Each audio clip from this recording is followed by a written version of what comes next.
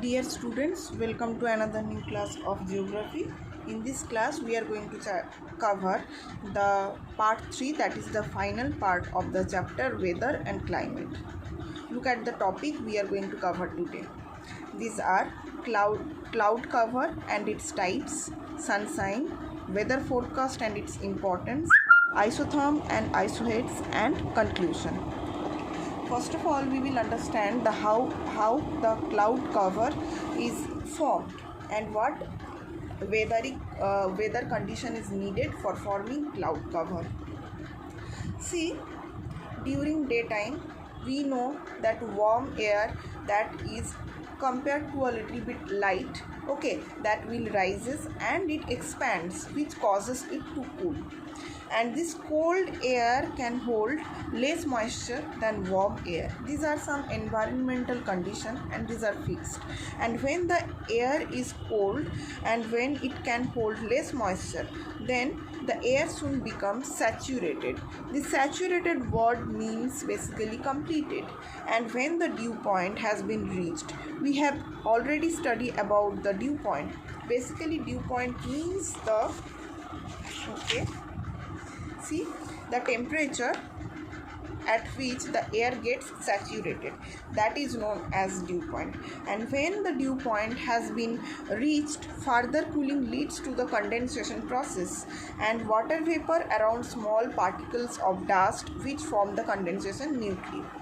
These minute particles of water vapor eventually forms cloud.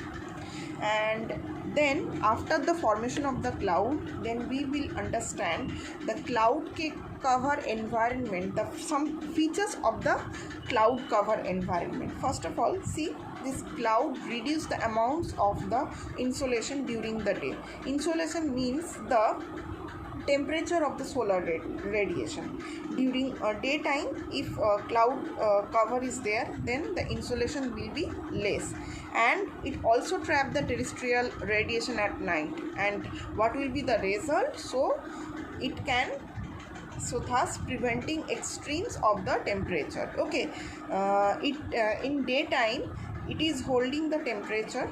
Okay, so it is preventing the extremes of temperature at the same time. Next is absence of cloud cover makes days very hot and night very cold in hot desert. This is the phenomena of hot desert. Okay, see, what are we saying? Absence of cloud cover makes day very hot and nights very cold. And dark cloud are an indication of rain, you all know that. And cloudless sky indicates fair weather condition. In recent times, satellite sensors are used for measuring cloud cover. Cloud are classified and named on the basis of their shape, size, color, height, etc. Different types of cloud effectively indicate different types of weather. Given in the table below are the four main types of cloud. We will understand about their features, their color and their indication. First cloud is cirrus cloud. The cirrus cloud is considered as most common form of the cloud, and it is also known as high level cloud, means the height will be a little bit high. They are basically thin and wispy cirrus cloud. They are also known as Mars tails as they are shaped like the tails of horse. Cirrus cloud are generally seen during fair weather, means the chances of rainfall is less. Next is cumulus cloud. These are low level cloud and these are the common version of cloud and distinctive type of cloud. They are, you can also look at the picture. They are fluffy and often look like head of the cauliflower. Mostly cumulus cloud occurs in fair weather condition whenever they may bring precipitation. Okay, means chances of rainfall is there in cumulus cloud. Next we are having stratus cloud. The stratus cloud are low level cloud, also low level cloud, and it looks like horizontal layer with a fairly uniform. The color is basically gray and white, and when thick enough, the stratus cloud produce drizzle or small amount of snowfall. Last one is nimbus cloud. This nimbus cloud are dark rain cloud, and Often cloud may, you can see, look at the color, okay, kind of blackish color is there. Chances of rainfall is very high from this cloud, okay, chances of heavy rainfall actually. And often clouds may display features two or more types forming various subtypes. Nimbus cloud often combine with cumulus to form cumulonimbus cloud, and this cumulonimbus is the thunderhead that brings storm, hail and tornadoes, and also very high precipitation, okay. These are the differentiation of the in between the different types of cloud, that is cirrus, cumulus, stratus and nimbus. Next, we will study another element of weather, that is sun sign, and we need to understand the sun sign through this diagram, okay. I think you all are familiar with this diagram. Suppose I already explained you about this. This is earth, right? And I told you some imaginary lines are there, latitude and longitude are there. One of them is equator. Equator is in the almost in the middle of the earth, okay. And we know that the sun is giving direct sun rays on this, okay. And whenever we are moving towards the northward and we are moving to the southward, the rays of the sun will be a little bit slanted, and sunshine, this region of the earth will receive very high sunshine, and whenever we are moving to northward or southward, the amount of the sunshine will be reduced. You can see over here, the slanted rays of the sun travel longer distance through the atmosphere.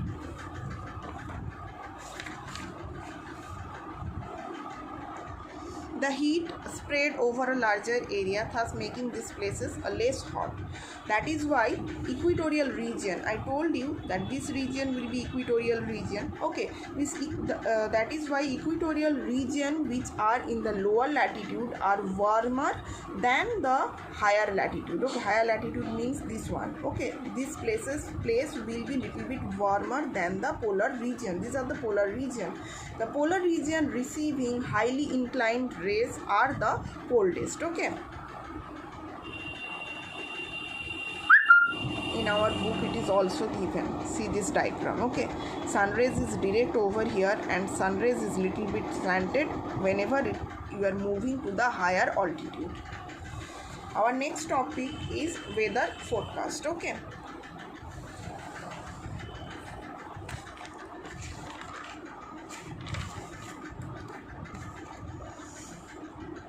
This weather forecast basically means the prediction of the weather condition that is issued by meteorological department of our country on the basis of the data collected by the use of various instruments. We have already discussed about the use of various instruments, right?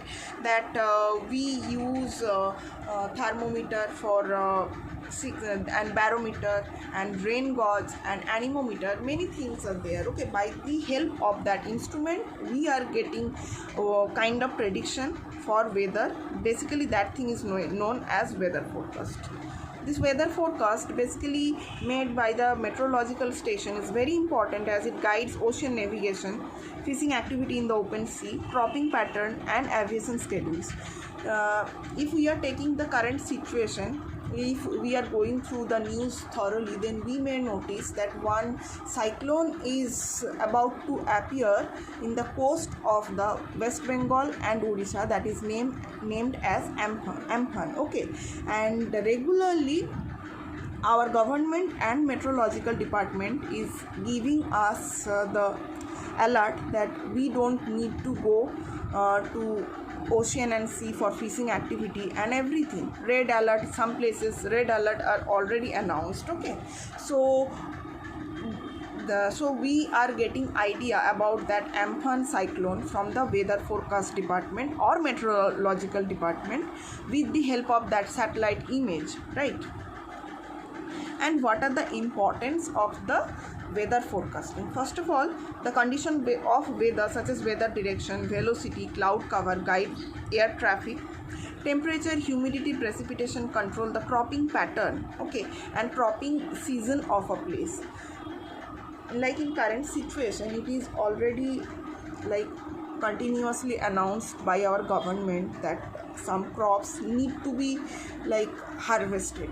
Okay, otherwise there will be loss because cyclone is about to come. Okay, then military operations, geographical expedition, important sports events all take into consideration weather forecast and recording. It also helps to avoid damage caused by the natural climatic disasters such as hurricane and cyclone. Climate scientists play a very important role in alerting people of extreme weather conditions. Okay, see this weather instrument, the detailed study about weather instrument. Basically I am crossing this topic and I will cross the question answer related to this topic which are given in your exercise. I am crossing these pages. Okay, page number 27, then page number 28, 29, 30. Okay, we will study from the page 31 from isotherm and isoheights. Okay, we will study from here. Basically these isotherm and isoheights are some imaginary lines, and what are the definition and what are the importance we will study. See, these isotherms are lines, you can, I think, yes, map is visible. Isotherm are lines joining places having equal temperature. Okay, that are known as isotherm. The word isotherm is derived from iso. See, these are the lines, but these are some imaginary lines. You can see over here 15 degrees written. Mean temperature of January means these areas are having equal temperature, and that is 15 degrees centigrade mean temperature in the month of January in India. Okay, again repeating the definition, isotherm means the areas having equal temperature, and isotherm maps show the distribution of temperature over an area, and it helps to predict the weather of the next few days. And this is isoheight. Okay, and this isoheight means again the areas having equal rainfall. Okay, that is known as isoheights. Okay,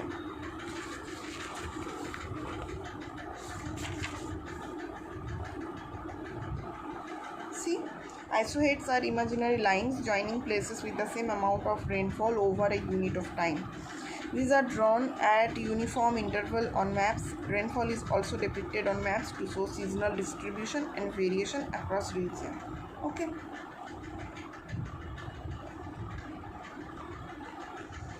Up to here is today's lesson, and this is the last and final part of this chapter. We will meet in our next class.